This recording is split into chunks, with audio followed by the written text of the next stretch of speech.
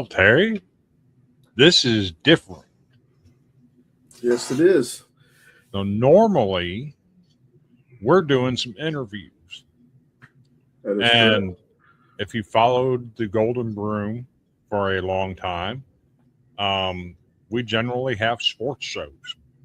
Um, but Terry's been working his butt off to get us some interviews and build us some credibility in the coaching circles and whatnot, so that maybe later on down the road, some of this will be carry more legitimacy when we're doing stuff. So we're doing a show today on sports. Are you ready to talk sports, Terry? Ready as I'll be. As ready as you'll be, huh? So, Terry, this is kind of new ground for him because he's a Big Ten, Pac-12 guy because of his roots with UCLA. You could go even further back, say Pac-10. And the Pac-10, yep, sure enough. But today we are doing our SEC preview. And in that, we're going to discuss some things like offensive production, defensive production, projected quarterbacks, difficult places to play. We got a fun show for you. But first, I got to know, Terry, what's it like doing a deep dive on a conference you know a little bit about, but not a lot about?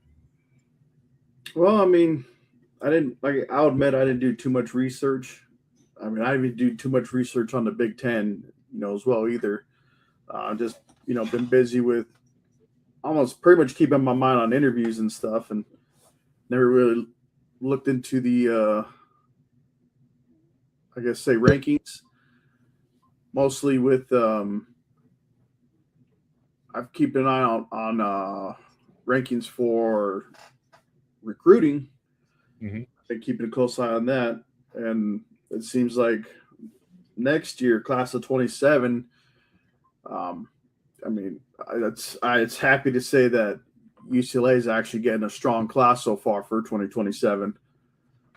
Mm-hmm. So I'm happy, excited. I'm actually going to have one of their guys on Terrible Talk Sports here in sometime in August. He's a 4-star defensive back, which I'll go over another time. I got you. So you bring up rankings. So let's kick this thing off with some rankings, right? Yep. So every year, ESPN does their FPI rankings, right? That's their power index. We have ESPN SEC FPI rankings. And this is the preseason power rankings where they think every team's going to land. So let's talk about it. What's the first thing you see on here? Well, I could see 1 and 2 alternating for starters. I would give the slight edge for number 2 being number 1 because they've kind of had Texas's number for the most part since joining. Mm-hmm. One that jumps out, another one is number 4 LSU. I know there's going to be a lot of excitement down there in Baton Rouge due to Lane Kiffin being there. And honestly, I would probably keep them there because, he is a great coach. He did a great job at Ole Miss, even though they left on really bad terms. So for me, the one that sticks out is Alabama at 3. Do you feel like they're too high or they should be lower? I think that's really, really high. I mean, after all, they did lose their first round NFL draft quarterback, Ty Simpson. They lost their number 1 running back. They lost their top 2 wide receivers. I'm not sure what ESPN is seeing in them to have them this high on their power rankings. How'd they do with the transfer portal? I really didn't look at transfer portal ratings. Because I'm wondering who they brought in. Because, I mean, they never have a problem, it seems like, when it comes to high school recruits. But I know lately ever since the transfer portal during the NIL era, they haven't reloaded as well as they would before when they were hoarding players. Yeah. I mean, I would even go out and limb say I would actually put LSU at number 3. Another one that sticks out to me is Mississippi State. That team last year lost more one-score games than anybody in the country. They've been very, very close. They can score with anybody. They'll put up 30, 40 points a game, just about every game. Mm-hmm. I think 16 is a slap in the face to those guys. I would probably move them up 2 spots. So I would put them at 14 and then move 14 and 15 over to the right one. I would have Arkansas. You know what? I would probably put Kentucky dead last, if I'm gonna be real. Oh wow, that's interesting. That's a bold take, I know, but were they one of the ones part of that coaching carousel? Kentucky, yes, they were. So was Arkansas. Yeah, I know. Who did Arkansas get? I forgot. I know it was a decent name coach. Arkansas got, I can't even think of his name. They hired the former head coach at Memphis. And Memphis didn't have too bad of a year last year. They haven't been bad, but I'm just not so sure that that's the right move. Because he was handed a team that was in the running for the playoffs, and he's gotten nowhere close. So I'm not sure that's the right move. Well, I mean, they saw something they wanted to hire him with, but who did Kentucky get? Kentucky got the Oregon offensive coordinator, Will Stein. Now, here's my concern with that. I mean, yes, Oregon is a phenomenal team. They've had great coordinators that, if you look at their defensive coordinator that just took the head coaching job at Cal. But if we've seen Oregon against SEC teams in the past, they always seem like they were undersized. And they struggled. And now we got their coordinator coming to Kentucky, which isn't one of the premier programs. It might have had better luck if, say, Florida would have got them. But probably there's going to be a lot of growing pains, and that's why I think Will Stein's going to struggle at Kentucky his first year, and then maybe bring some recruits from Oregon, wherever the case may be. But I don't think this is – I could see Kentucky finishing dead last, right below Arkansas and Mississippi State. Okay. So that's the power rankings. So it's interesting that they have all these power rankings.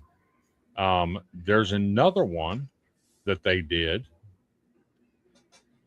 Let's check out some schedules. Here's On3 ESPN. Toughest schedules in college football for 2026. Something here sticks out like a sore thumb. Well, we discussed it earlier. Realized the whole conference is in the top 20. The entire SEC is in the top 20 for toughest schedules. Mm-hmm. Do you know what other conference is represented here? There's only 2 conferences in the top 20 in the toughest schedules. Well, I do see the 4 Big Ten teams. The 4 Big Ten teams. So your top 20 toughest schedules are 16 SEC teams combined with Ohio State, Michigan, Northwestern, and Southern Cal. Boo. That's insane. So when people say the SEC doesn't play anybody, nah, bro, I beg to differ. This would The SEC is brutal, and now they've added a 9th game. So they're still doing 12 games, right? Doing 12 games, 9 conference games, and here's the kicker. The SEC is the only conference in America that mandates that every team play a Power 4 school in an out-of-conference game. Interesting. Now, the Big Ten, there are a lot of teams in the Big Ten that do that, but it's not mandated by the Big Ten, and the whole conference doesn't do it.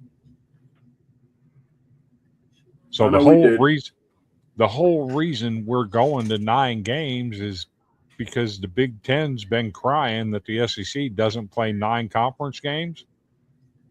Well, no, we were playing 9 Power 4 games anyway. Now we're playing 10.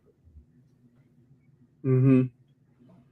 If teams in the SEC get into the playoffs, they've earned their spot. Yeah.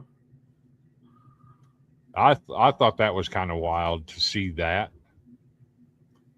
Normally, what you'll see is Vanderbilt and South Carolina have typically been in the top 3 or 4 every single year. Yeah. Vanderbilt's gotten very competitive lately and makes that schedule look a little bit easier. Well, I wonder if now, because of the result of that, adding a 9th conference game, and this is the end result of that, because of that. Definitely. Because it's absolutely murder's row when you play in the SEC because you don't get a break. Mm-hmm. You just don't get a break. So that's interesting to see as well. So those are the rankings so far that I've found. I don't know. Let's go ahead and touch on media days real quick. As you know, it's media days. It's Monday morning. We're dropping our video giving the prediction. And the reason we're doing this on Monday morning is because today's media days. So let's take a quick look at the schedule, and then we're going to share with you who you can expect to see from each team. So let's take a look at the schedule real quick. Of course, today you're going to have Kentucky, Missouri, Oklahoma, and Tennessee. I think Kentucky will be interesting just because Will Stein, and they brought in a transfer quarterback, and they're trying to set things back in the right direction. Mm-hmm. I think that'll be interesting to hear what Will Stein has for that program. With Eli Drinkowitz at Missouri, you know that you're going to get some one-liners. He's not afraid to talk and say some things. Yeah. I don't think you're going to get much out of Brett Venables at Oklahoma. He's just not a big talker. Josh Heupel, it's going to be interesting to hear him talk. And part of that is he can't comment on them. But Tennessee is one of the 3 finalists for the number 1 running back in the country in high school football. Dallas Gabriel Georges from Chattanooga Baylor. And they're in competition with Ohio State. Now, he can't talk about that, but it's going to be interesting to hear him talk about his quarterback room. He's got 2 former 5-stars, Brandon Faison, the freshman, George McIntyre, the sophomore, that are battling for that starting quarterback position. It's going to be fascinating to hear him talk about how they're going to manage that. On Tuesday, you're going to have Auburn, who has a new coach, Alex Golis. He was out of where? He came in from South Florida, and he went to South Florida. He was the offensive coordinator at Tennessee when they went 11-2. That was a couple years ago, right? That was in 2022, I believe. Okay. When Hendon Hooker was the quarterback, had put together a Heisman-type season and got left out of the Heisman voting because he injured his knee a couple weeks before the end of the year. Gotcha. But Alex Golesh, he took over a 2-10 South Florida team, and their first game, they went into Bryant-Denny Stadium and gave Nick Saban and Alabama all they could handle and then some. But if you remember, Golesh also beat Alabama as the offensive coordinator at Tennessee. So it seems like he's got something figured out against the Tide. And he brought Saban's no longer there. Right. And he brought with him his star quarterback, Byron Brown, who put up fantastic numbers at South Florida last year. And early in the season was being mentioned as a possible Heisman candidate. So it's going to be interesting to see what he's got planned for that program. I'm really big on Alex Golesh and Byron Brown, so I'll be paying attention. Georgia, you got Kirby Smart. He's probably going to say something, and everybody's going to be like, ooh, did you hear what Kirby said today? He does it every year. This one interests me right here with South Carolina, though, because I know a lot of people felt that he should not even be there right now. Yes. And how his pro day is going to be, or not pro day, his media day is going to be, what he's going to have to say. And a lot of heat in that seat for sure. Yeah. He did bring in some coordinators. Offensive coordinator Kendall Briles. Let's see what he can do with Lenore Sellers. We saw Sellers take a step backwards last year. He just didn't have good coaching. Yeah. We'll see what he does with Kendall, what Briles can do with him. And, of course, the one I'm going to pay the most attention to, Vanderbilt, Clark Lee, going on day 2, closing up the day. And here's the thing. In 2021, when he went to his first media days, he made a statement that everybody laughed at him about. We're here to win championships. Everybody laughed at him because it's Vanderbilt. They don't win championships, right? Yeah. Well, so much like for football at the moment, they've done in other sports, but like baseball and everything. But everybody laughed at him. And then his first year, he goes 2-10. His second year, he goes back to media days for the second time in 22. This isn't good enough.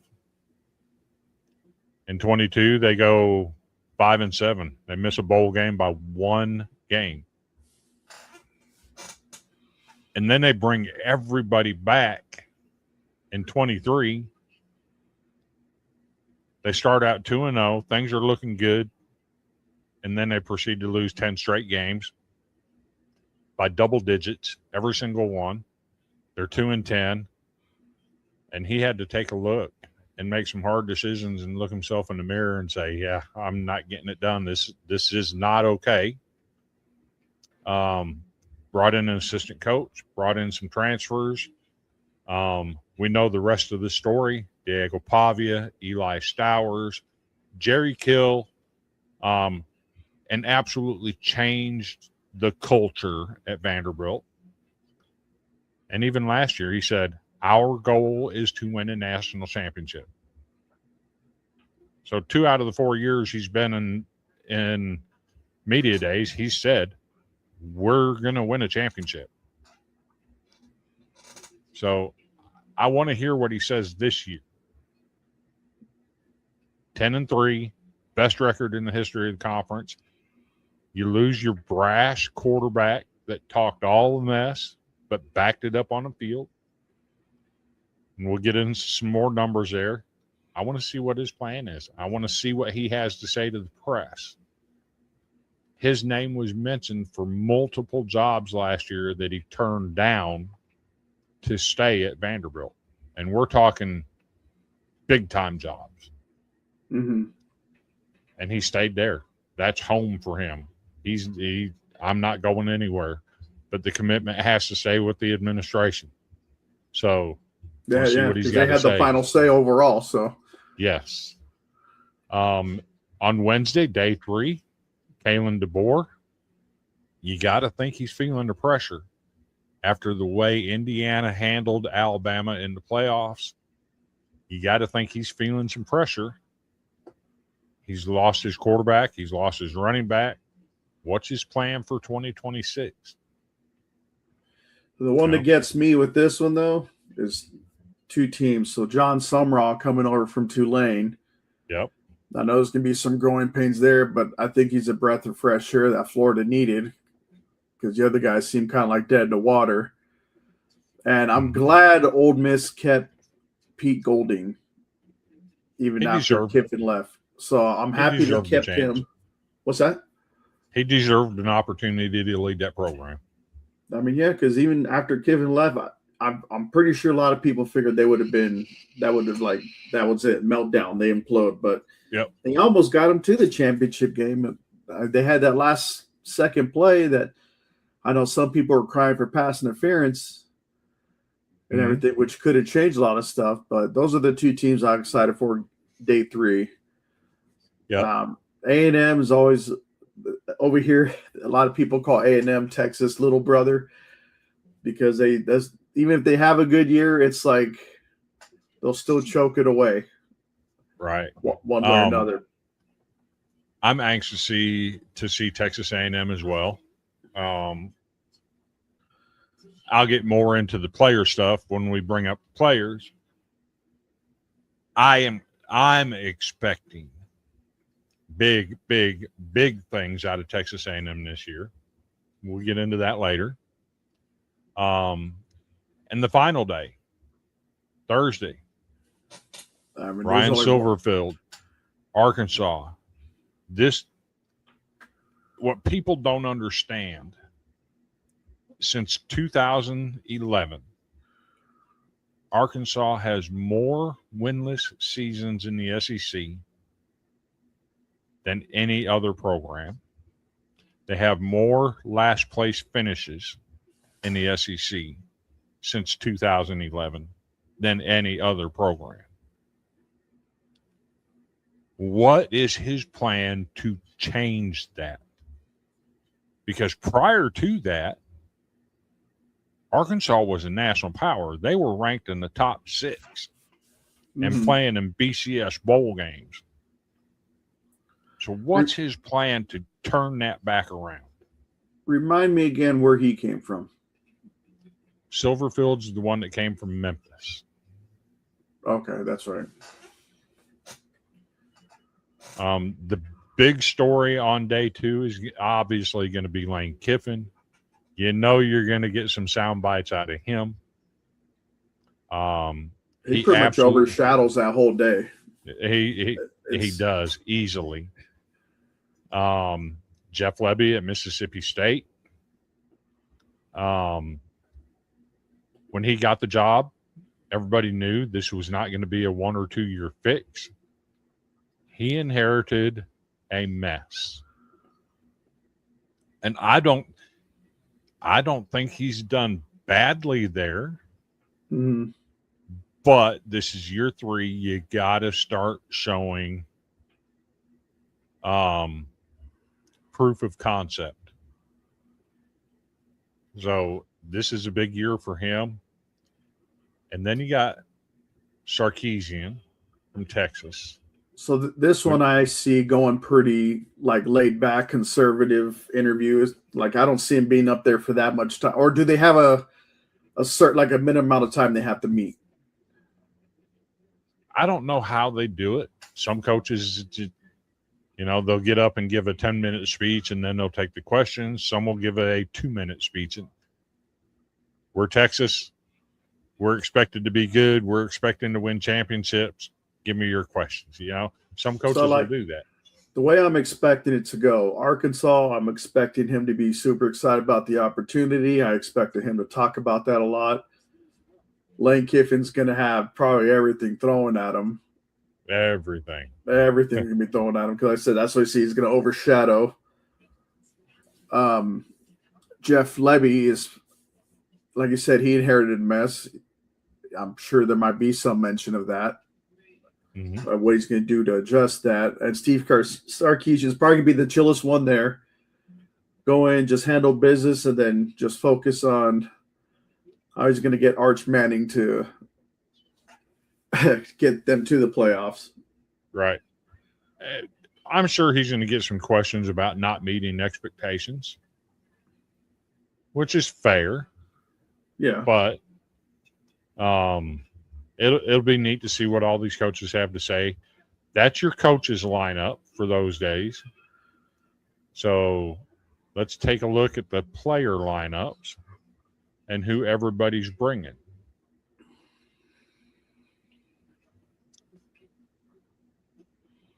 Right off the bat, Alabama. I'm interested in Ryan Williams.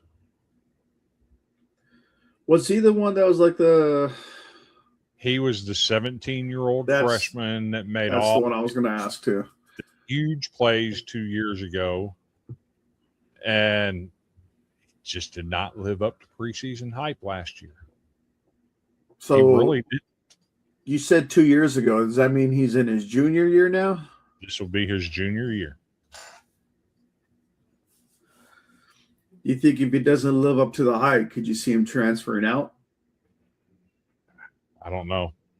I really don't know. Maybe go to a smaller school, put up big numbers there to maybe up his draft stock at this point? Because he's got the talent. He had the dropsies last year. He had the yips. So sophomore slump. Yeah.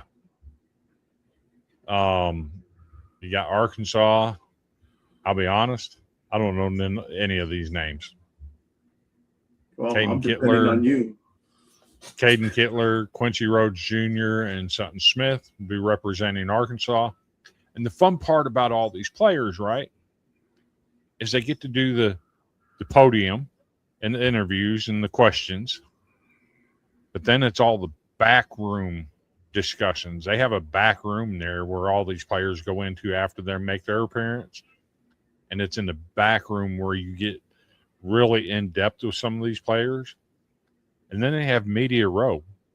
You just got rows and rows of media and radio stations and everything where they'll come out and they'll do radio interviews. So it's really neat for these players to do all this.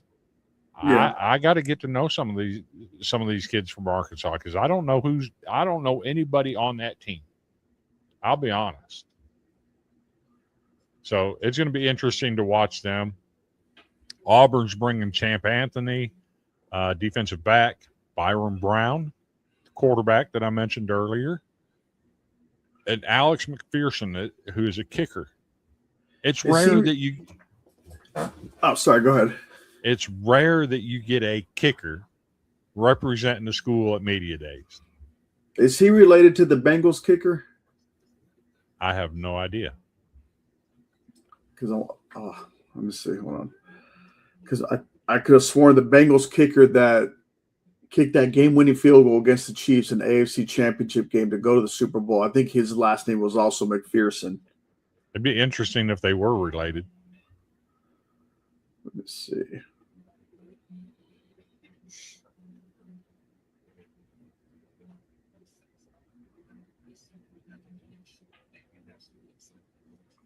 Yep. I was right. So his brother is Evan McPherson. He is the place kicker for the Cincinnati Bengals. He actually has two brothers that are kickers, by the way. Okay. Evan being one of them, and his older brother Logan. He previously kicked for Fort Payne High School and punted for Louisiana Tech University. Okay, that guy's a punter. Okay. That's interesting. So, yeah. But like I said, it's rare that you get a kicker representing a school at media days, so that will be a treat.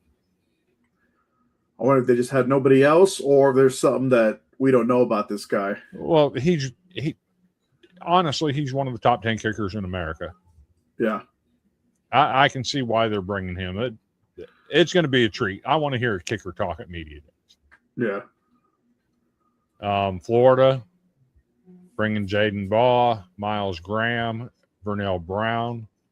Graham and Brown were some highly rated recruits when they came in there.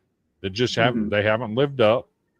I don't know if that's because they just weren't as good as advertised, or if that was an effect of Sunbelt Billy not being a very good coach. It'll be interesting to see. Want to hear them talk a little bit. And here's where we get fun time at Georgia. Drew Bobo. Yes, that's a relative of Mike Bobo, who absolutely gets shredded on social media as an offensive coordinator. Mike Bobo's offense doesn't work. Yeah, well, this is a relative of Mike Bobo. Gunnar Stockton. This will be his second year as a starter. And if you remember, he took over this program under less than ideal circumstances. They were in the college football playoff semifinals against Notre Dame. And he started that game as it was wild where he took over the program. Hear him talk. Did his original start happen against Texas, though, in the regular season because the previous quarterback got hurt in that game? He came in, he didn't start the game, he came into the game. Yeah, okay. Who did they have? I forget the kid's name who was originally starting. The one that transferred to Miami last year. I can't remember his name. Oh, okay. Carson Beck. Yes. So, but he comes into the playoffs, starts that game against Notre Dame. He didn't play terribly, but this will be year 2 as a starter. You might see some explosiveness out of him this year. It'd be interesting to hear him talk. Over at Kentucky, you have Ty Bryant, who is absolutely one of the best safeties in the country. Kenny Minchie. He's a junior. And Willie Rodriguez. Kenny Minchie has another story. He's a junior. He's thrown 29 career passes and got paid $2 million to transfer to Kentucky. After he got beat out by a freshman at Notre Dame last year. We'll see what Will Stein can do with him. And then I'll let you read off these names on the second row. All right, so over here, LSU, we got linebacker TJ Daugherty, tight end Trey Des Green, and linebacker Whit Weeks.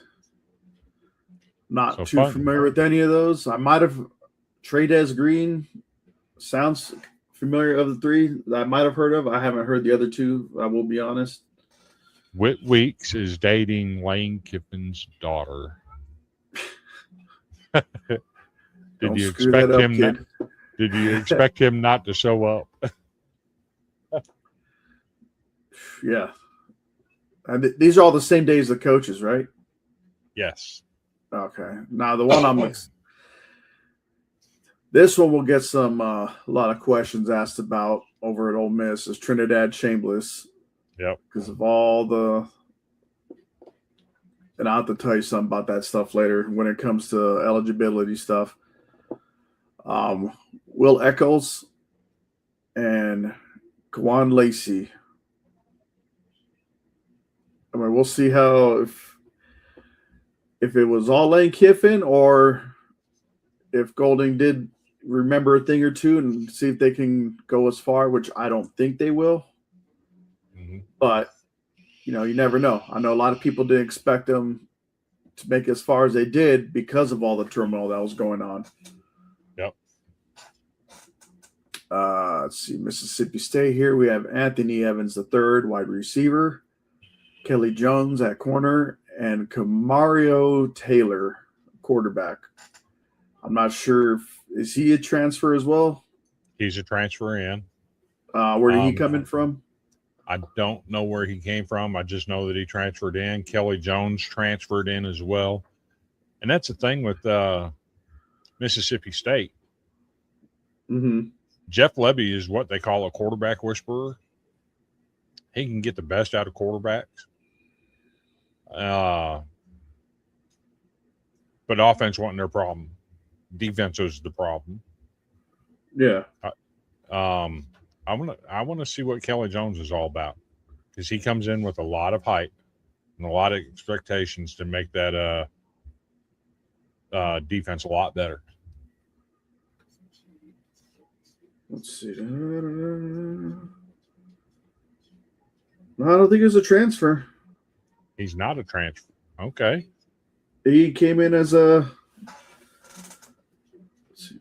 4-star recruit. He actually came out of high school straight into Mississippi State. Okay. The heir apparent then. Wait, hold on. No, yeah. So what it was, we didn't really hear about him first because he didn't start his first year. He was a backup to Blake Shapen. Yep. So that's okay. Now this one's my buddy's team. The only one I know. This wasn't the one that was injured, correct? The shooting incident. No, this is not the one that was injured. Okay. Caden Green, Jamal Roberts, Nicholas Rodriguez. And it's weird because you don't really hear much about Missouri, unless we're talking to you about it. Mm-hmm. But they somehow find a way to still at least get bowl eligible and give people a run for their money. Absolutely. Surprisingly, since they came into the SEC, they've been to the SEC championship 4 times. Quietly. Nobody realizes that. Since joining, you said? Yeah. Dude, I didn't know that. I didn't know that till the other day, but that happened quietly.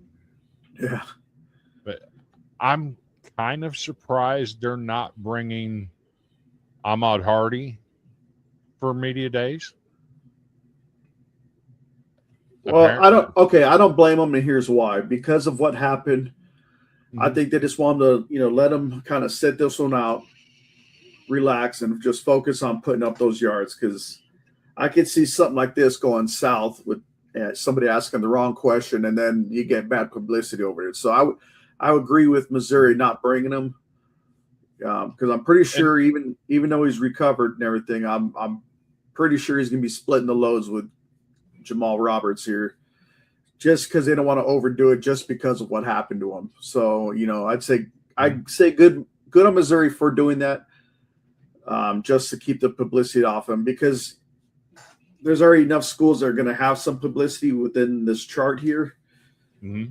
So they're like, well, let's just keep doing what we're doing, stay under the radar, out of everyone's sights, and then boom, we're just coming out of nowhere, kind of undermine people on our way to probably their 5th SEC championship game, and no one expected it, so who knows? So you mentioned that about Missouri being that way with Hardy. I did see a report today that LSU has done the same thing with Sam Leavitt, the quarterback that transferred in, that he missed most of the spring because he was still recovering from the foot injury that he had at Arizona State. And they didn't want media days to be his first public appearance. So that's why they didn't bring Sam Leavitt to media days. Yeah. I have to respect it. And then I know there was the whole thing of, about mention of possible tampering. Yeah. So I know they want to avoid that because as it is, you got Lane Kiffin there. There's already going to be enough. So they probably just pick these three guys just to kind of like, okay, we got these three guys. However, Lane Kiffin's going to get the brunt of that storm that's going to be coming in. And so I say it's a smart strategy as far as team chemistry and everything and keeping their, heads right. Mm-hmm. This one, I'm curious for Oklahoma what John Mateer is going to say. I'm not too familiar with the other two, Eddie Pierre-Louis, offensive lineman, or Taylor Ween defensive lineman. But the only one I'm really curious about is John Mateer. And I know one of the questions to ask, are you ever going to beat Texas? I'm sure he'll get that question. I know they have a few years slumped out of that. He'll get a lot of questions about his hand. Because what happened with his hand? After he hurt his hand he was the number one quarterback in America last year, and then he hurt his hand, and he was not the same quarterback when he came back. Gotcha. He was completely different. Now we're going to Boss Man's team. Yep. If you don't know who Boss Man is, that would be Andrew Anderson, the captain of Villains Media Network that gives us this platform to do this on. Some interesting names there once you read them off. The two that already got me right off the bat is Nick Harbor and Lenore Sellers. What they're going to say and looking to possibly turn the program around, even though, like I said, I don't see it happening too well because of the coaching situation and because we mentioned that's another one of the hot seats, probably the hottest seat in the whole conference, in my opinion. I'm not familiar with Peyton Williams, defensive back. I don't know what do you know about him, if anything? I don't know anything about Williams, but Nick Harbor is the fastest wide receiver in college football. And he didn't really have that big of a season last year. He started. And Lenore Sellers, who came into the year as a Heisman Trophy candidate, he didn't do much. They struggled offensively, didn't look very good. They got Kendall Briles now. I want to see what these two do in the limelight, knowing that they got a new offensive coordinator and their head coach is on hot seat. So that's going to be a lot of that discussion. All right. If you want, we could split these. I can take the first two. You get the last two, or since I'm in Texas, I'll take the two Texas team. You're in Tennessee. You get your rival in Vandy. Okay. So Tennessee's bringing Deshaun Bishop, the running back, Arian Carter, the linebacker, and Jeremiah Thielander, another linebacker. Now, I will say this. Arian Carter and Jeremiah Thielander are two of the top 10 linebackers in the SEC. And I don't say that begrudgingly. Talent is talent. These guys are good. Deshaun Bishop, one of the best running backs in the SEC, bar none.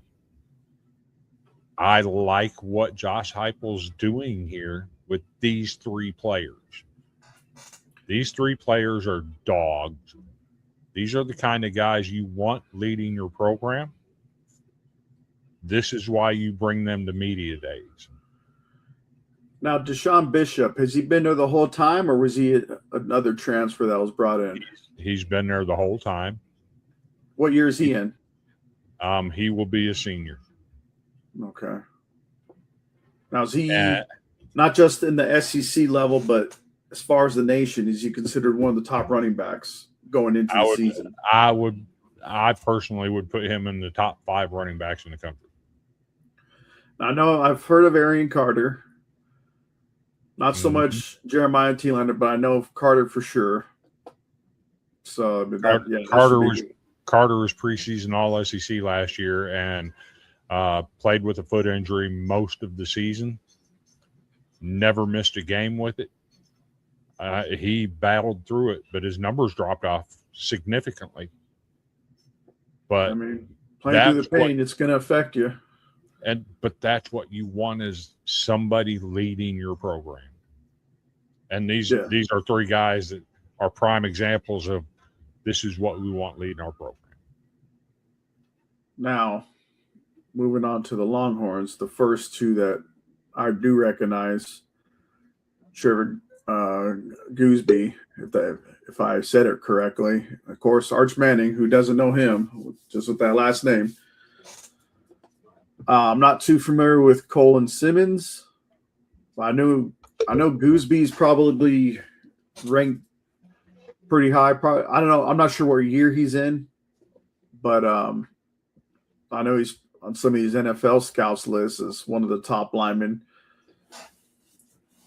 Colin Simmons might be the number one rush end in America. It's between him and Dylan Stewart from South Carolina. Gotcha.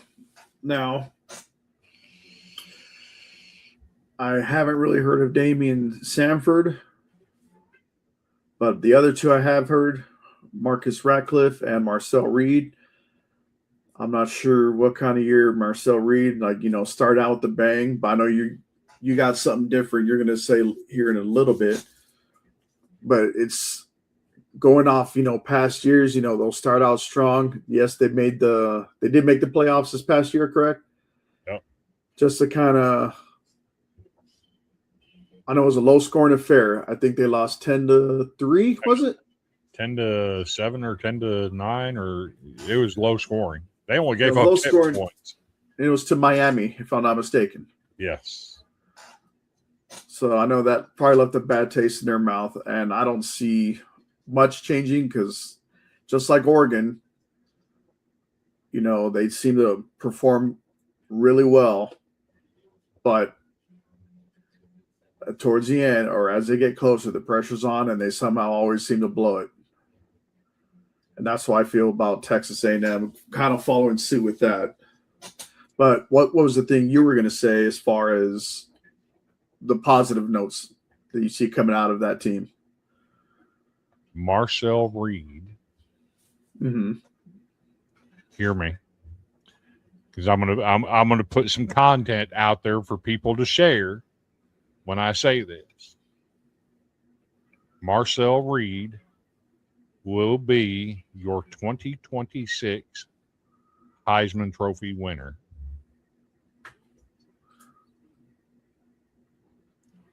Clip that. Play it loud and clear on social media. Clip it. I'm a Vanderbilt fan. I'm in Middle Tennessee. I watched this kid in high school at Montgomery Bell Academy. I know his dad, Rod Reed, who used to be a coach at Tennessee State. Marcel Reed will be your 2026 Heisman Trophy winner. I want to see him at the podium. So now, the moment you've been waiting for. The moment I've been waiting for. The Vanderbilt Commodores. I tried to predict who they were going to take. I thought they would take Cedric Alexander, Cade McConnell, and Junior Searle. That's who I thought they would take. I got 2 out of the 3 right. Cedric Alexander, who will be a senior, has battled through this. He's been around. He's been through the ups and the downs.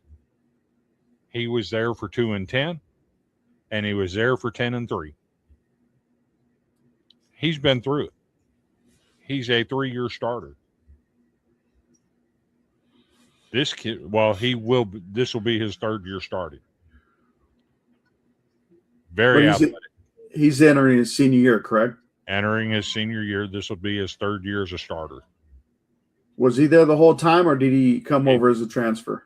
Came in. He's been here the whole time. He was a freshman when they went 2-10. Gotcha. He's a baller. Issa Ultra, defensive line.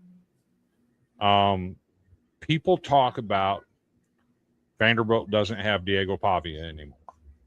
That's true. They don't. But what they do have is a defense that went 10-3 last year, returning 9 out of 11 starters. Utara is one of those guys, is a returning starter. And of course, Junior Sherrill was a Brentwood. Well, he came from Nashville to begin with. Has been at Vanderbilt his entire career. He's been there. He's been through the 2-10. He's been through the 10-3. He's been through all the ups and the downs. If you remember 2 years ago, the win that put Vanderbilt on the map against Alabama, remember a specific play, 4th and 1. Vanderbilt lined up in a bunch formation, looked like they were going to run the ball. They snapped it. Diego Pavia steps back. The pass rush comes. Nobody went with the wide receiver. Junior Sherrill is the one that caught the 40-yard touchdown pass from Diego Pavia that sealed the win for Vanderbilt over the number 1 ranked Alabama Crimson Tide. He's been there. He's a playmaker.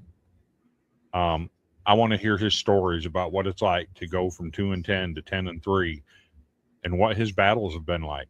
I'm excited to hear from those two guys. We call him Seti. I want to hear from Seti and Junior and what their journey has been like. I think they've got some fantastic stories. And here's the thing. When they go into these back rooms, 9 times out of 10, the Vanderbilt players are the most articulate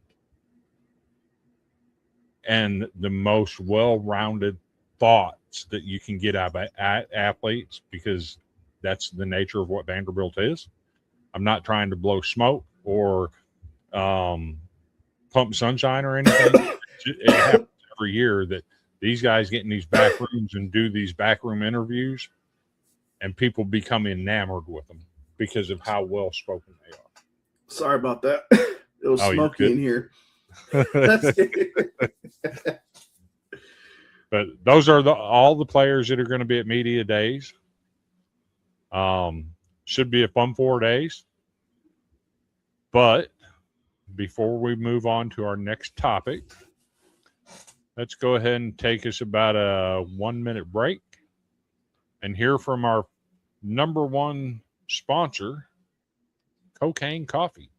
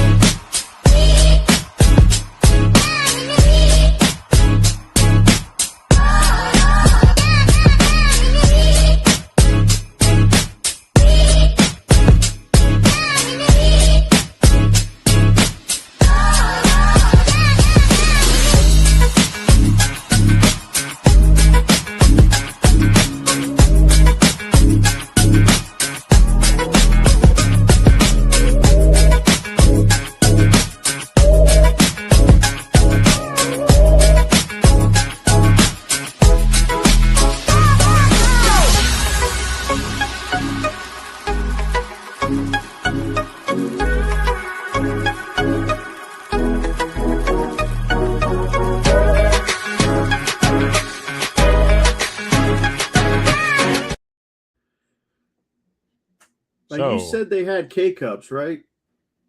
They do have K-Cups. Because I didn't. Oh, unless I missed it on the commercial. They're just sold. Unfortunately, they're sold out right now. But you can buy the little pods that you can fill up with regular coffee and put in there as a K-Cup. Yeah. So that's absolutely doable. If you want to try out some of that cocaine coffee, go to the website, cocainecoffee.com. Use the promo code VILLAINS15. You get 15% off your order. Again, that's cocainecoffee.com. and promo code Villains15. So let's get back into some things. There was a post today that talked about the hardest places to play in the SEC. We already talked about the tough schedules. But let's take a look at what some of the insiders in the SEC have to say about where the toughest places to play are. Pretty good little graphic right there. I have a problem with it. What do you think my problem is with this? Well, I'm looking at number 16 there. But here's before you tell me, you express your concerns about the problem. I think what they're not basing this necessarily off win-loss. I think it's the overall environment, like with the fans getting involved. Because if we're going off that, and like I said, I'll let you shed your thing. Honestly, I wouldn't put the Swamp at number 3. I'd put Tennessee at number 3, and I'd put Georgia at number 2. Ooh. I'd put Alabama above Kyle Field. Oh, I wouldn't. If we're going off overall environment. I wouldn't. You wouldn't? No. Bryant Denny's their fans they sit on their hands. That's not a loud environment at all. Yeah, they're pushing 90,000 people. But that 90,000 people is quiet. So you're saying, could it be depending on the opponent?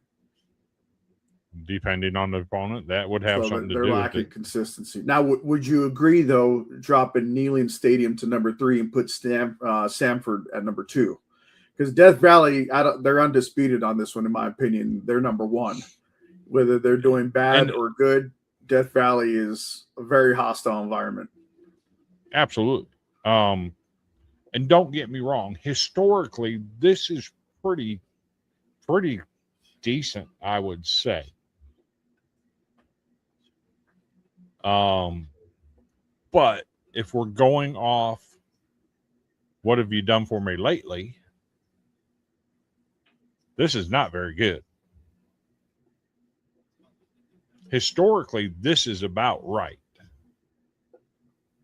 But let's take a look at what recent history tells us. Recent history tells us a different story.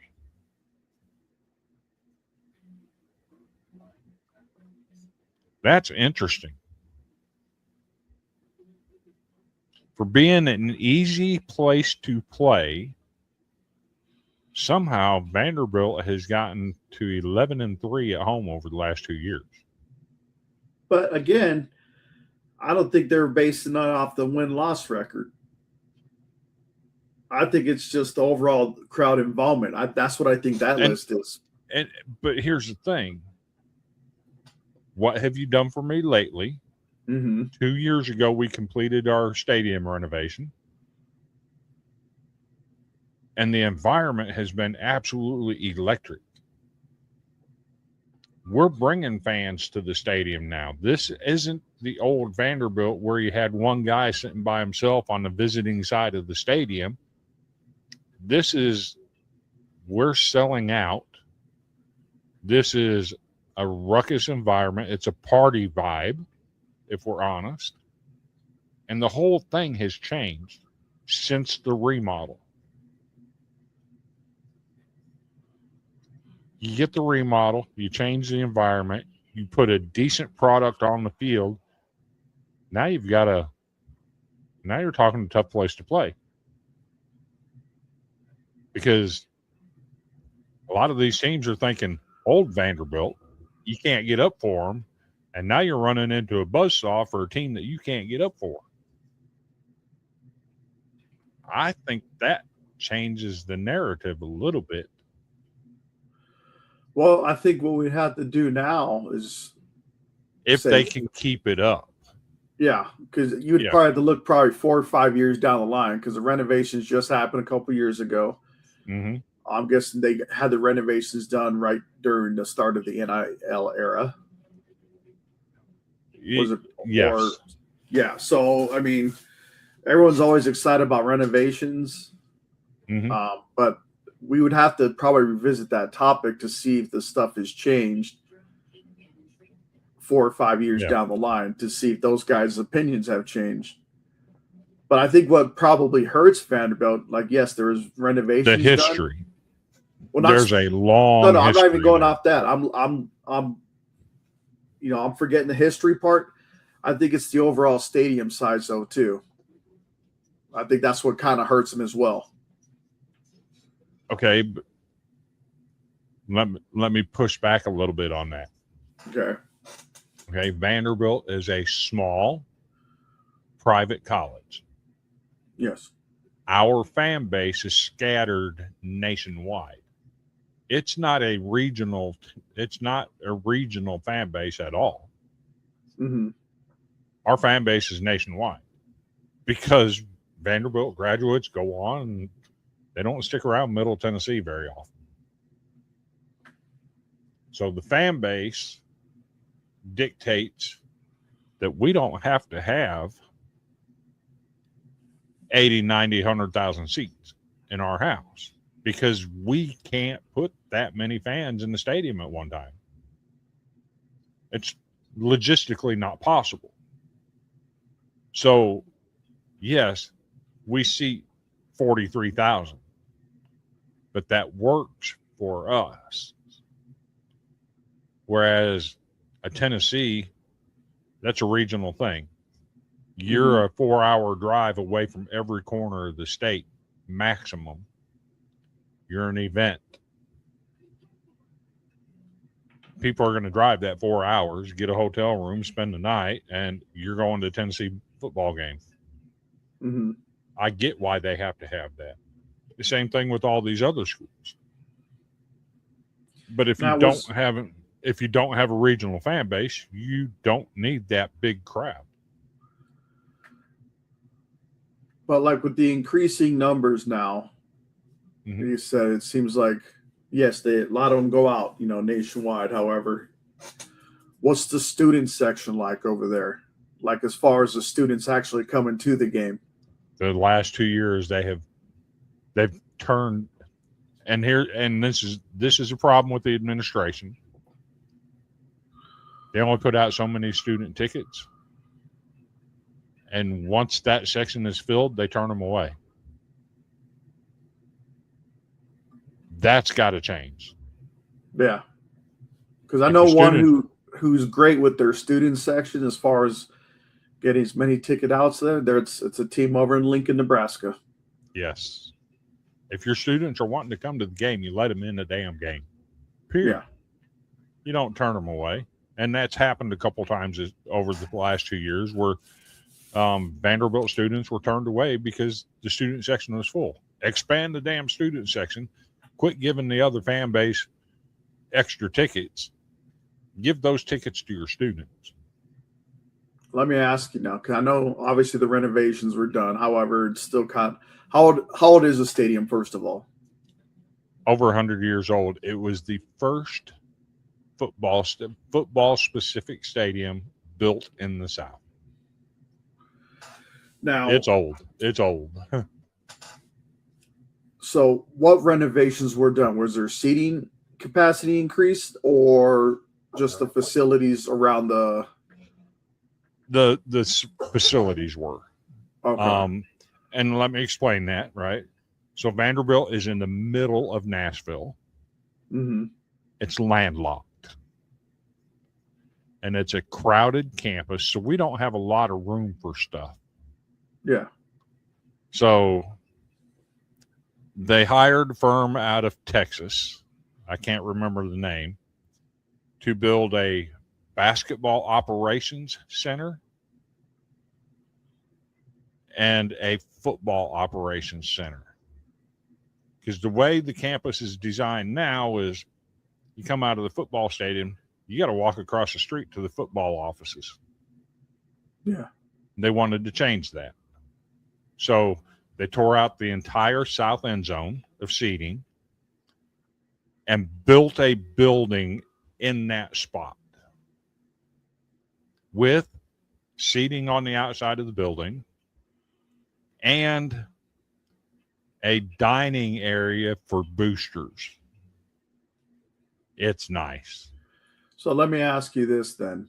And then on the north end zone, they took out the entire north end and built the basketball operations center. Again, outdoor seating on the outside of it. Now you can walk all the way around the stadium on the inside without having to go out in concourse. That's never been like that at Vanderbilt. So now you have the basketball operations center. You have men's basketball is on the bottom floor. In the middle, you got an area that's co-ed, where you have a dining facility, weight rooms, medical rooms, all of that, and it's co-ed. And then the top floor is the women's basketball. It's the largest facility of its kind in North America. And it's two full-size basketball courts on top of a full dining facility. It's wild. They spent a lot of money. They spent $300 million on those two buildings. All right, so now you don't have to walk across the street to the locker rooms. Yeah. That's beautiful. How far is that stadium from the new stadium that's being built for the Titans? On the other side of town, probably about 5-6 miles. Okay, so I guess, not too bad. Has there been talk of the stadium being shared? Kind of like what UNLV and the Raiders do in Las Vegas. No. Would they want that? Okay, let me ask you, would you want that? So, no. You don't take college football off campus. You don't. Because then you're eliminating the ease for students to go to the game and have a good student section. Well, like my thing is, let's say if they were to share it, you could increase the number of student tickets also being handed out too. You can increase it the way it is. Stop giving so many tickets to the opposing fan base. Problem solved. Gets less of their fans out, more of ours in. Because me being stationed in Las Vegas, it took about maybe 20, 25 minutes because, obviously Vegas, there's a lot of traffic. Right. From the campus itself to now the Allegiant Center. And even the previous home for the UNLV Running Rebels, which they would still get a decent crowd for. It's like it's on different corners of the whole Las Vegas area. Yeah. You got Sam Boyd Stadium basically out in the middle of nowhere, but they would still, get a decent show, not just with people like regular fans, but also the student section. Yet they're somehow making it work in Legion Stadium, which is slightly closer. However, the problem with that is you got to go past the strip to get to it, and we know how much of a pain in the ass that could be. Okay. But you're saying 5 or 6 miles from their current home right now to the new Titan Stadium, I don't think that would be too bad. Okay. Here's the thing. You've heard of Nashville Soccer Club, right? Their MLS team, I assume? Yes. Okay. They built them a brand new stadium. It's on the south side of Nashville. Well, it's kind of on the southern side. It's south of center. But the owner of Nashville Soccer Club, or one of the owners, is a Vanderbilt booster and Vanderbilt alumnus and Vanderbilt Board of Trust member. And when they decided to build the soccer stadium, they polled Vanderbilt fans. While the stadium is under construction, would you want to play your games at Nashville Soccer Club?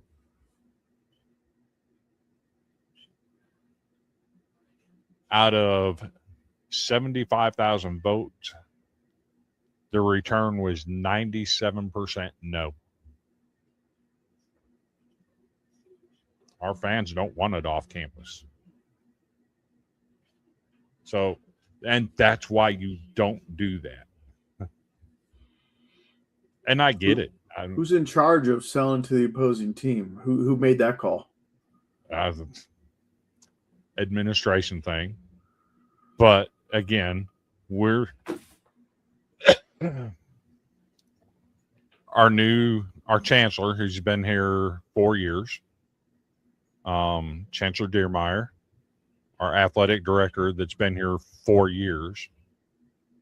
They can't fix 100 years of problems in such a short time. It's a work in progress, and I commend them for everything they've done.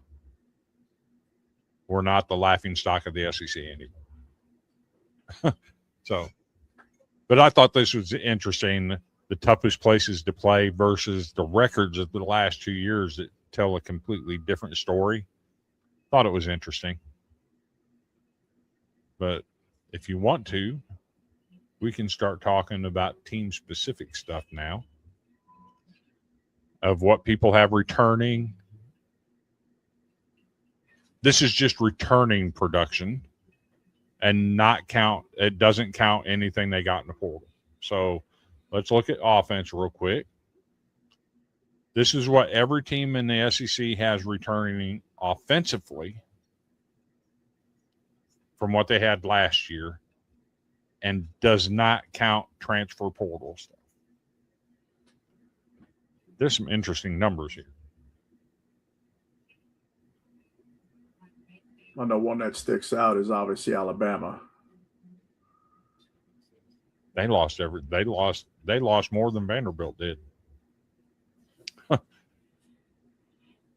Ty Simpson's gone. Jamar Gibbs is gone. Their number one wide receiver is gone. That's a lot of offense. That hurts. But I'm looking at the last three there. So you got Arkansas, you got Auburn, you got Kentucky. That could be a good thing for them. Could be, yeah. Now, Ole Miss, that could also be good news for them, especially with Chambliss returning, in the run they had. Yes. Now, the ones that kind of I would say kind of concern me would be the three right next to each other would be Tennessee, Missouri, and Florida, because they're getting right close to that 50% mark. Mm-hmm. And so Missouri had the best season out of the three, I think, as far as win-loss. I could be wrong. Am I wrong? I think you're right. Yeah, you're right. So, I mean, the other two with the returning one, it's like you could say you're bringing back half the bad, unless the bad left. Mm-hmm. That's to be determined. We know Tennessee's got Deshaun Bishop back, and they got their number one wide receiver back. And if healthy, Arian Carter. But he's on defense. Oh, shit. It's offense. Okay. And this is just offense. Gotcha. The one that also concerns me would be South Carolina's. You got over half returning. I'm not sure with the other 42% who you've had to replace. Right. Especially with the current coach. I mean, hopefully they could turn things around. So, with Vanderbilt, though, they lost 67% of their offense. Yeah. Now here's the interesting part. They have their number one wide receiver returning. Their number one running back is returning. And their number one offensive lineman is returning. The big concern I have with them, though, is obviously going to be the quarterback situation. Quarterback position, absolutely. Because you got the guy that played backup, as you mentioned earlier, and he was a backup for a reason. Now, I know you said he stepped in for a little bit when Pavia got hurt, I think for a game or two, was it? At New Mexico State, he started 4 games as a freshman. Blaze Berlowitz did when Pavia was hurt. And then last year, we was blowing teams out. They'd pull Pavia and not even play the fourth quarter. And Blaze Berlowitz, the offense never missed a beat. But like as you said, a lot of the offense also left too. Yeah. And for the biggest portion of that is Diego Pavia and Eli Sowers. Those are the 2 big missing pieces. So I thought this was interesting. That's how much offense is returning. Let's take a look at the defense. Do you notice anything about the defense? So Georgia, majority of theirs returned. And they, if I'm not mistaken, they missed the playoffs by 1 game. I think Georgia was in. Georgia was in, weren't they?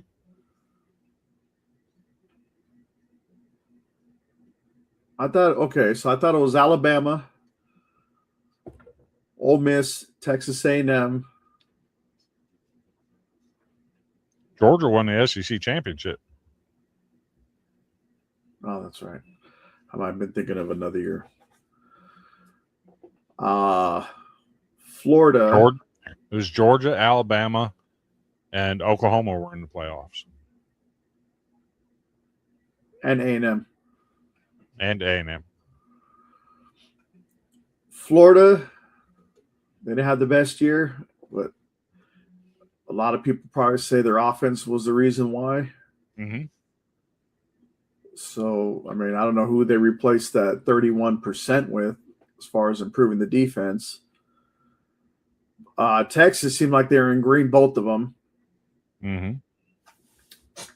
And, of course, you mentioned earlier, the thing that made Vandy as great as they were last year, going 10-3, was the defense. And you got, just almost 60% of them returning. And what's wild about that number is we return 9 out of 11 starters. Mm-hmm. So they should be pretty good on defense. Yeah, it's like we said, the big concern with them is once they get the quarterback established, because I'm pretty sure there's going to be rotating, because there's probably going to be some – they're going to have to figure something out. And Arkansas just like, no, we want to get rid of all the cancers and let's start fresh with this guy. Yep. Now, the one that surprised me is Missouri, too. I don't know if they just graduated or left for the draft. The majority of them, they transferred out. Most of their defensive production left via the draft. Mm-hmm. So it's going to be interesting. I thought these were interesting. But the one that gets me is Georgia.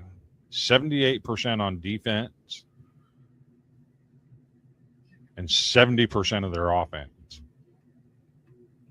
That's why I had them as number 1.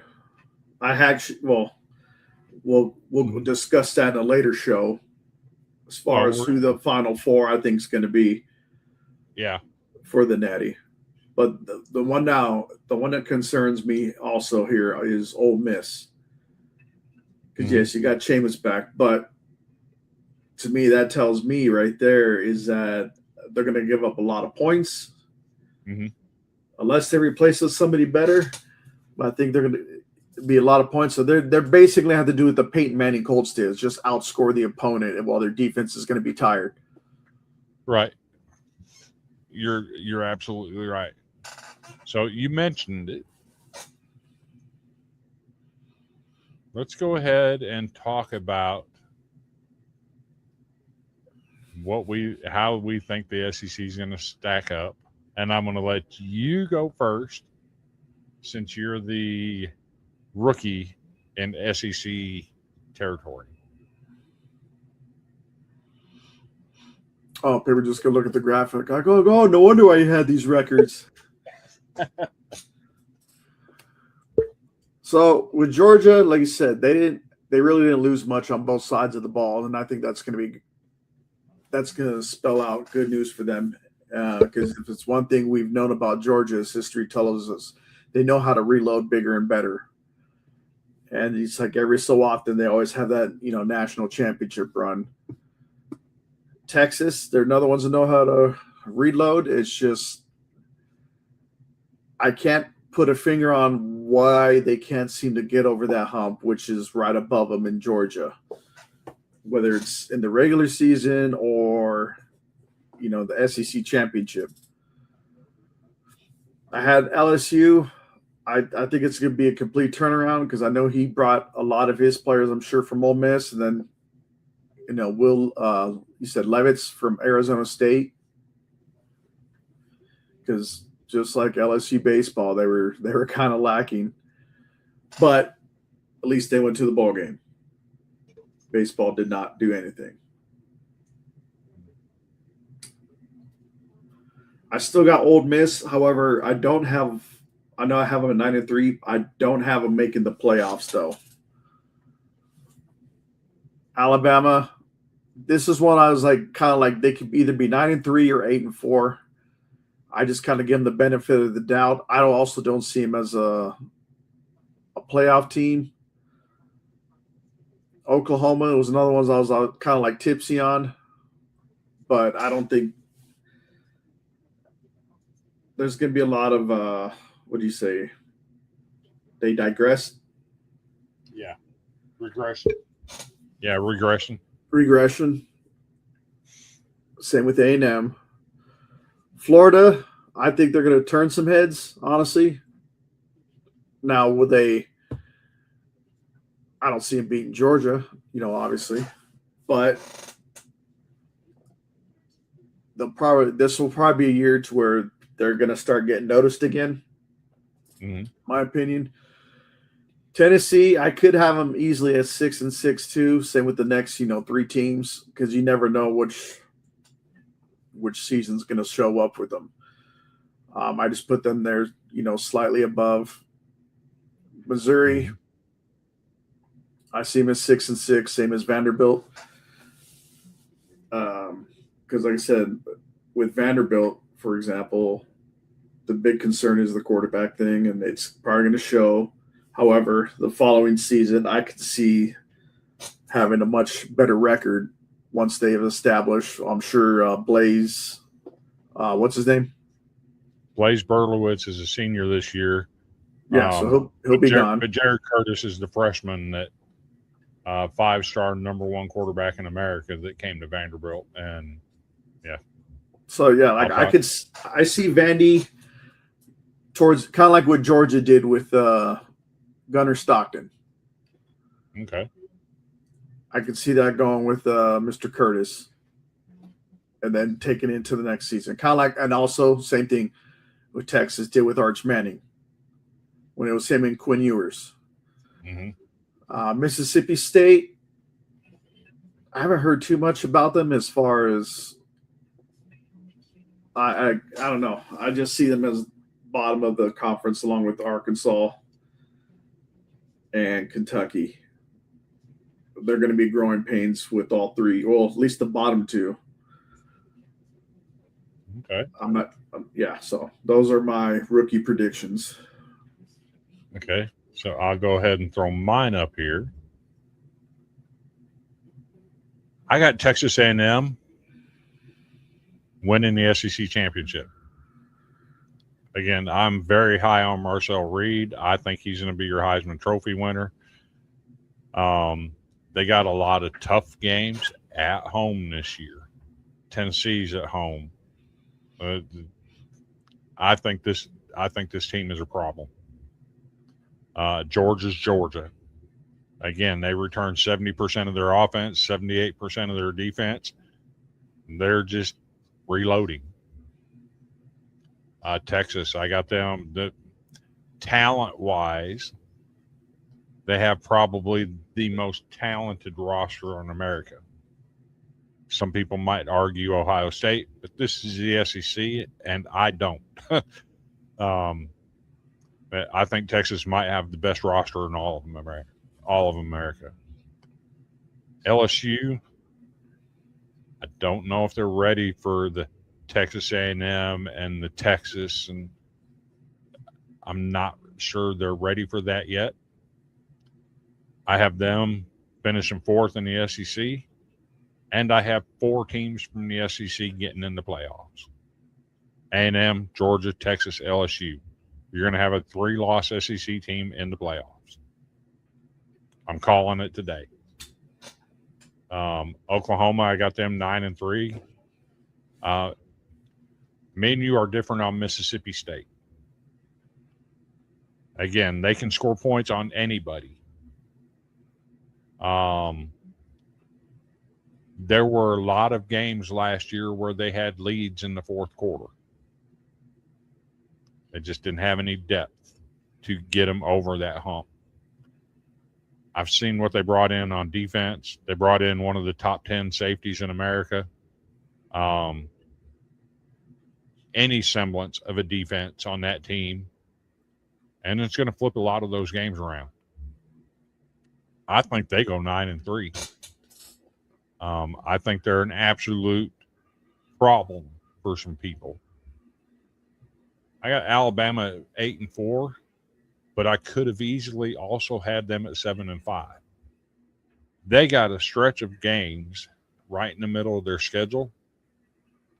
Mississippi State, Texas A&M, LSU, Georgia, and Tennessee. They could easily lose all 5 of those games. Easily. I give them the benefit of doubt on one of their games, but I got them going 8-4. I think it's going to be a down year. I think the noise is going to get loud in Tuscaloosa. Again, I'm a big believer in Alex Golesh and Byron Brown. I don't think going from 5-7 to 8-4 is a big jump. I mean, that's 3 games. I got Vanderbilt at 8-4. Some people may say I'm crazy. I think that's our absolute ceiling if everything goes perfectly. That's 3-0 in the non-conference. And then you got winnable games against Tennessee is a winnable game. You're at Mississippi State and you get Ole Miss at home. I think Ole Miss is going to drop off. I don't think they're going to be as good. I think that's going to be ripe for the pickings in Nashville. So I don't think we beat Auburn. I don't think we beat Mississippi State. I don't think we beat Georgia and Alabama. I think every other game on the schedule is winnable. Ole Miss, a little bit of a drop-off. I still got them going 8-4. Tennessee, they don't even know who their quarterback is going to be. They got a true freshman coming in off of a hand injury that made it. He missed half of his senior season with a hand injury. That's, by all accounts, ahead of a second-year guy in George McIntyre, who was a 5-star. What's Tennessee going to do? Again, they have a strong running game. They have they have some strong defense. I don't think Missouri's going to be that good. Ahmad Hardy, there's only so much he can do. 6-6. South Carolina, that's a 3-game. That's a big improvement to go 6-6. What can Kendall Briles do with Lenore Sellers and Nick Harbor? there's a lot of possibilities with that connection. Florida, I think they're a couple years out. What Billy Napier did down there is not okay. He left that cupboard empty. In Kentucky, I'm having a hard time finding wins for them. I think they get one SEC win, and that's at Arkansas or against Arkansas. I don't think either one of them teams is very good. So that's my predictions. People are going to call me crazy over Vanderbilt at 8-4, but when you look at the schedule, I think it's doable. And we mentioned the quarterbacks. Let me go ahead and throw this up there real quick. Who the projected quarterbacks are, since we've mentioned a lot of them. Alabama, Keelan Russell. Be a first-time starter. He's never started a game in college football game before. Arkansas, KJ Jackson. I don't know much about him. Was he a transfer, or did he come over from Memphis too, or? I don't even know. That's my problem. I don't know much about Arkansas. Let me look him up real quick while you do continue on. Byron Brown at Auburn. What he did at South Florida, impressive. Can he do it in the SEC? Again, I think they go 8-4. I think that with the way he operates in offense, I think he's going to be very good. At Florida, Aaron Philo was a backup at Georgia Tech last year. He backed up Haynes King.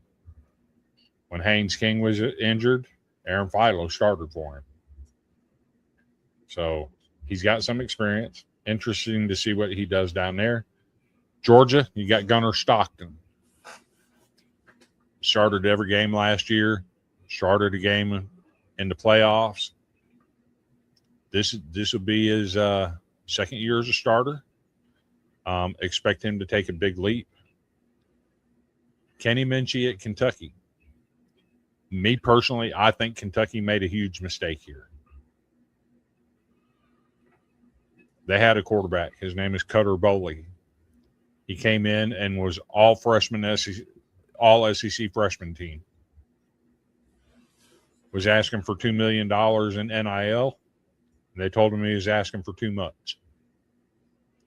And then went out and got Kenny Minchie, who was their 8th choice at quarterback. They brought in 8 different quarterbacks to Kentucky. Kenny Minchie was the 8th one. He finally signed with him. This guy was beaten out by a true freshman at Notre Dame last year. In 2 years, he's thrown 29 passes. I think they made a mistake. I think they should have kept Cutter Boley. LSU, Sam Leavitt, if he's healthy, this LSU team is going to be legitimate. But he's got to be healthy. That the word is he's fine. He'll be available when fall practice starts. That was a good move for LSU to go pick him up. Mississippi State, you got Kamario Taylor. He's earned it. I'll let you take the other side. I mean, you're welcome to take him because I don't know much about, say, Austin Simmons out of Missouri. So Austin Simmons, at one point was selected in the Major League Baseball draft. He decided to go play football at Ole Miss. He also played baseball at Ole Miss. He was a relief pitcher in 2024. Oh, no, relief pitcher in 2025. Earned the starting job at Ole Miss last year and then got hurt.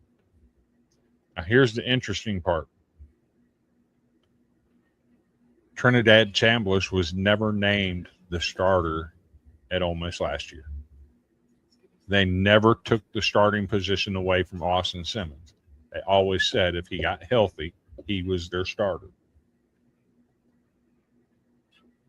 I don't know what he's going to do at Missouri. I've always thought he was a better baseball player than he was a football player. We shall see. Obviously, John Mateer, his name's known nationwide. Is he healthy? What's that hand going to be like? Trinidad Chambliss. You said you had some medical stuff. You wanted to talk about him with the whole lawsuit with the NCAA. I'm surprised he's still here. So about that is, and this is one of the guests I'm probably going to have on our show later on, is a Division II coach out of Midwestern State. His name is Coach Renner. Mm-hmm. We've actually developed a pretty good relationship. I actually might see him this weekend. He invited me to his football camp that they're hosting up at Midwestern State in Wichita Falls. So they had a vote that went on early July, I think right before the 4th, that Division I was doing. And he says, well, the interesting thing about Division II, they almost have twice the amount of teams. Mm-hmm. But they're also doing a vote, and he says, because of the lawsuit, he said that there were people, like the NCAA had to do layoffs because of all the lawsuits. Like, oh, wow. the manpower is shrinking. So what they did to counter that, to stop getting sued, they're voting on it, and it's most likely going to pass. And like I said, he'll go more into detail once I talk to him and set a date for him to come on Sports Empire eventually. Is they're adding a 5th year all across the board. I think that's already been approved. For Division I, yes. Yeah. So, but Division II is also going to do the same vote. Mm-hmm. And it says the way, if its history has taught us anything, Division II has usually followed suit with Division I. Mm-hmm. But like that was the whole big thing, is adding a 5th year, and it is because of that the NCAA was letting off the attorneys, a lot of them too, because of the lawsuits. They can't pay them because there's no money. The NCAA was losing money quite a bit. Mm-hmm. So they're like, let's stop losing money and let's just add a 5th year, and that's it. No more exemptions on it, because you said you got some people that'll sit out a year because like maybe they go home for a year because they had a family crisis. They need mm-hmm. to take care of their family, whatever the case may be. But like the clock was always ticking. Mm-hmm. So, but now with this 5th year, that should kind of, I guess, help with the situations or scenarios like that. Yeah. So, yeah, well, I mean, he'll be a great addition for the show. And he was actually also a Louisville alumni. Okay. He played linebacker at Louisville, and he's an old school defensive minded, mentality coach.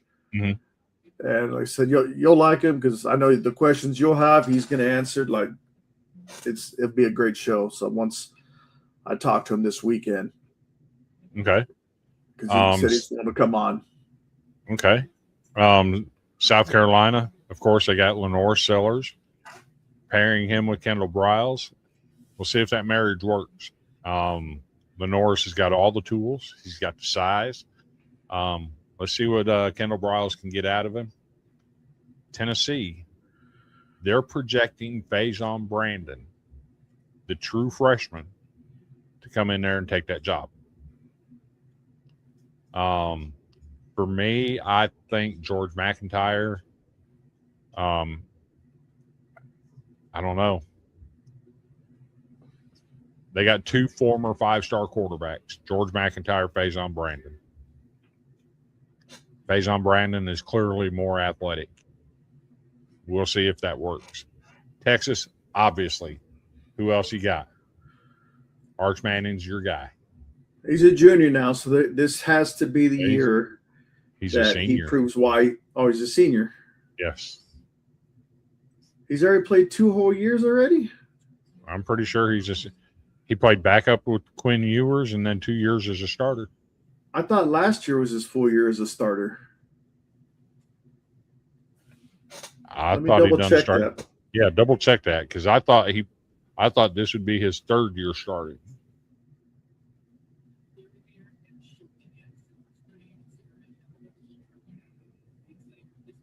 I could be wrong. And while you're looking at that, Texas A&M, Marcel Reed, he's my Heisman favorite personally.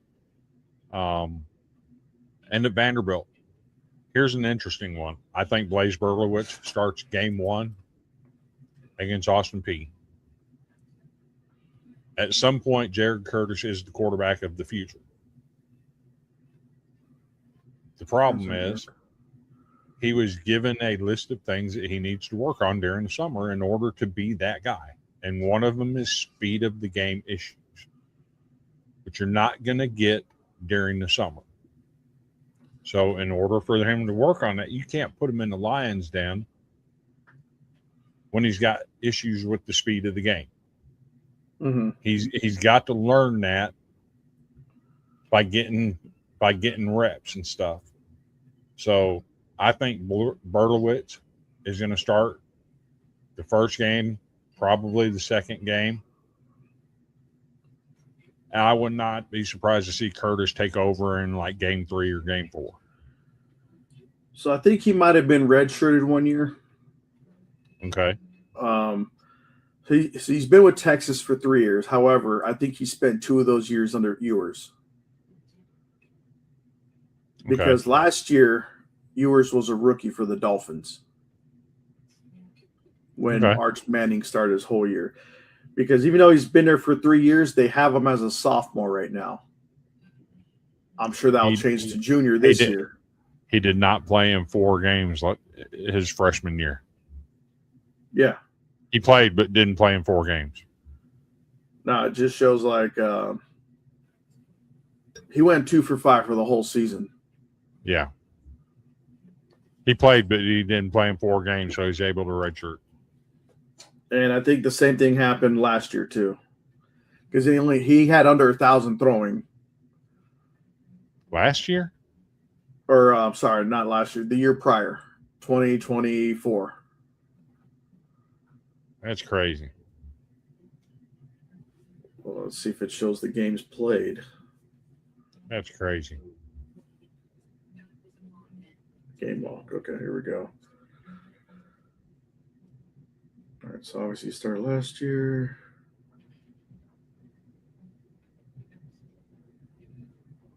I think Quinn Ewers got hurt a couple times. So 2 of those games he didn't even play in.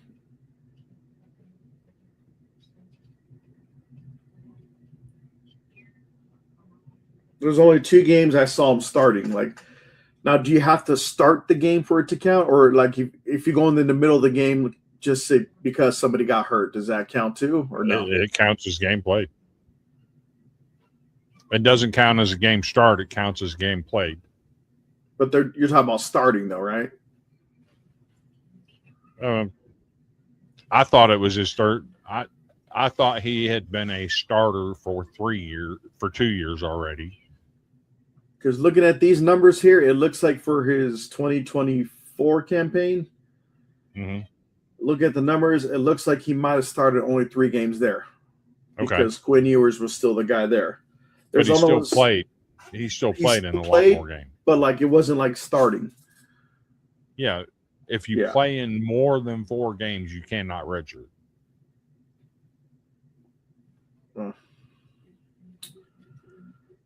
So I'm guessing most likely he'll probably be a junior this year. Yes. Because they still have him listed as a sophomore. Don't know why, but they got to update their stuff. Right. Worldwide leader in sports, my tail. I think we've gone through all of our slides and hit on every topic. Yeah, we've gone through all of our slides. We've hit on every topic. Anything else you want to talk about with the SEC? Well, I expect big things, for example, from Texas, because at this point, they need to live up to it now. I mean, yes, they They were in the. I don't think they've been in the 12-team playoff yet. They did it was a 6 or 8 before. The 14. Oh, it was just 4 starting out. Yeah. Arch Manning has to deliver, I think, this year. I think so too. Otherwise, you could. If they don't get in the playoffs, that seat for under Steve Sarkisian is going to get very, very hot. Yeah. The same thing with Shane Beamer. If they don't show marked improvement, that seat's going to be very, very hot. I think right now the hot seats in the SEC are Shane Beamer, obviously, Sarkisian. I think Kalen DeBoer's seat is hot. Well, I would say Sarkisian's is warm, maybe. Yeah, Sarkisian is warm. I think Kalen DeBoer is getting warm. Beamer's is hot. DeBoer's hot. Let me ask you, if for some reason Vanderbilt doesn't get a bowl game, you think Clark Lea's seat will start to get warm? No, he just signed an extension. How many years? He got paid. Well, like 3-4 years. He's here for life. But as long as we go to a bowl, I won't say as long as we go to a bowl game because he's trying to build a program. So he'd been here 5 years already. 5 years he's already coached, correct? 21, 22, 23, 24, 25. And you said 3 out of those first 5 years, they weren't winning years. There was no bowl games, correct? Right. And like with this one starting out, like I said, if they don't make a bowl game, the expectation is a bowl game. Yeah. And if he can't deliver, would it start to warm up a little bit? I know he signed the extension, but no.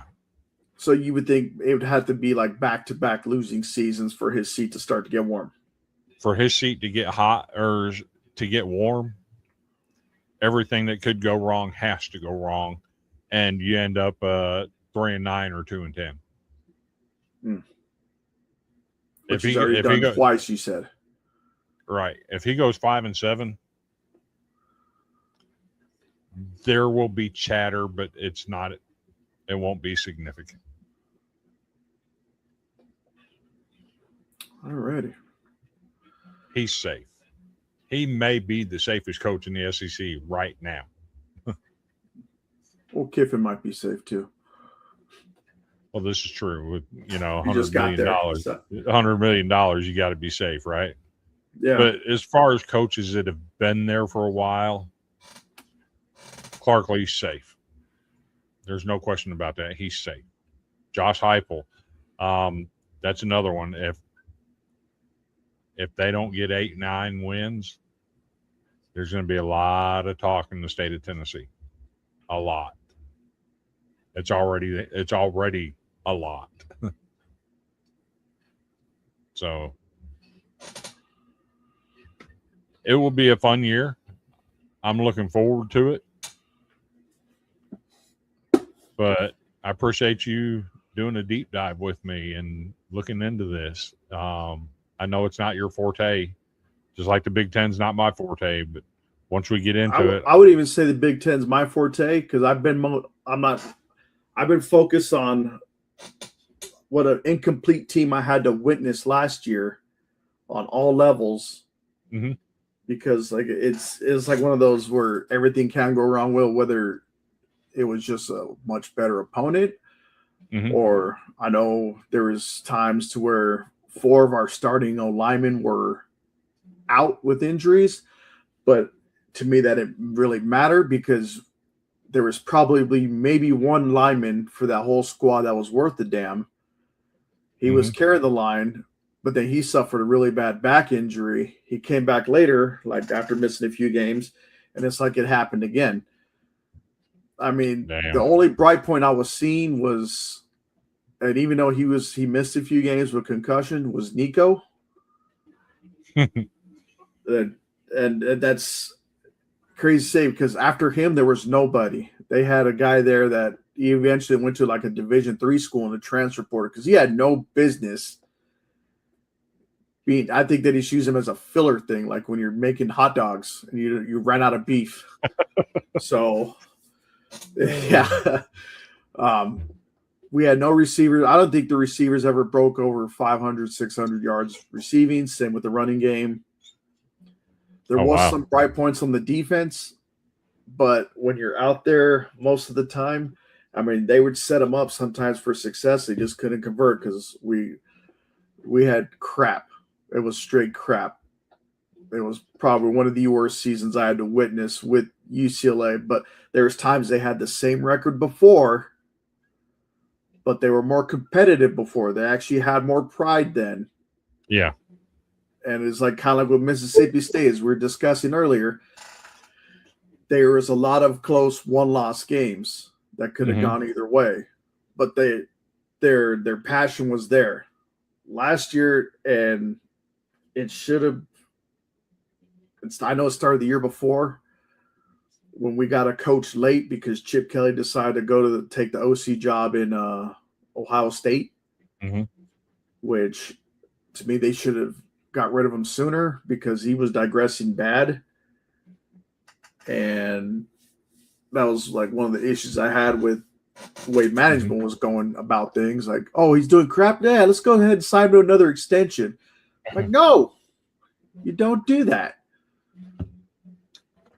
I got you. Yeah. It was a frustrating year for sure.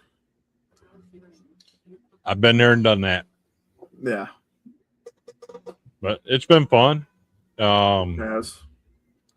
We'll do another one for Big Ten Media Days. We'll cover the Big Ten. We'll hit that up. I'll have to look at the calendar and find out when their media days are. We'll do the ACC and the Big 12 as well. So, and we'll do it the same way. We'll drop the video the morning their media days start. We'll record it and everything, get it all set up, and have the same format. I think this worked out good. Yeah. So, but if you've tuned in to watch this, give us a like and a follow on our social media pages. You can find us on Facebook, YouTube, and Twitter. Currently, we're listed on all three of those as the Golden Broom, but on August 1st, that will change to Sports Empire. We are doing a rebrand. We'll still be under Villains Media Network, Villains Media Group. Is it Villains Media Group or Villains Media Network? Okay. Network. Sometimes I don't know what to say. Villains Media Network. Thank you, Andrew Anderson, for providing that for us. Thank you to Cocaine Coffee for providing this opportunity to do this for you. And if all hearts and minds are clear, I'm on my way to the couch.